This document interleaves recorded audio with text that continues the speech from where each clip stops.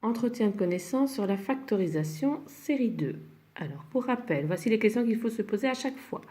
Peut-on mettre en évidence? Ensuite, on se pose la question s'il y a 2 termes, 3 termes ou 4 termes. S'il y a 2 termes, ça peut être une différence de 2 carrés que l'on transforme en l'un plus l'autre fois l'un moins l'autre. S'il y a 3 termes, ça peut être éventuellement un trinôme carré parfait que l'on transforme comme étant le carré d'une différence si le double produit est négatif, ou comme étant le carré d'une somme si le double produit est positif. S'il y a 4 termes, ça peut être la méthode de groupement. Si c'est rien de tout ça, il ne reste plus que Horner et la loi du reste. Premier exercice à factoriser. Il y a 2 termes, ça peut être une différence de 2 carrés. Ceci est le carré de A exposant 2, ceci est le carré de B exposant 2. On transforme en l'un plus l'autre fois l'un moins l'autre. A carré, B carré, A carré, B carré. Attention, ce facteur-ci est encore une différence de 2 carrés que l'on va encore pouvoir transformer comme étant l'un plus l'autre fois l'un moins l'autre. Et on reprendra alors le premier facteur tel qu'il était. On factorise au maximum. Exercice suivant. Il y a 3 termes. Peut-on mettre en évidence? Oui, dans chacun des termes, il y a B qui est en commun. Je mets donc en évidence B fois parenthèse. Dans le premier terme, il reste A carré moins 2AB, parce qu'on l'avait 2 fois, plus B carré. Celui-ci est un facteur qui comporte 3 termes. Et c'est peut-être un trinôme qu'on peut de nouveau factoriser. Donc, il faut continuer la factorisation. Exercice suivant.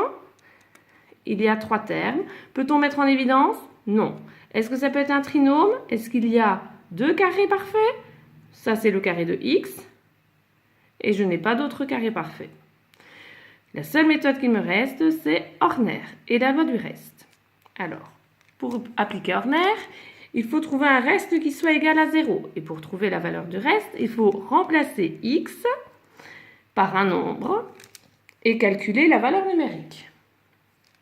Essayons si x égale moins 1.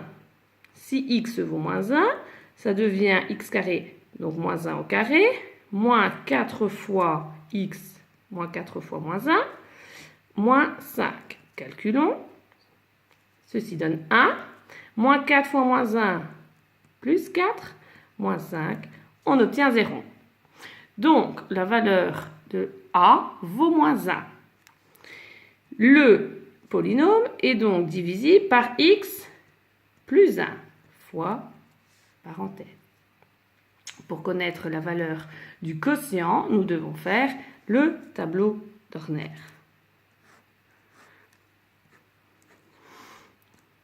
La valeur de A est de moins 1.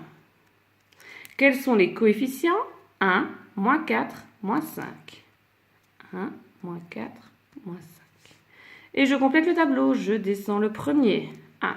Et je fais 1 fois moins 1, moins 1. J'additionne avec le précédent, moins 5.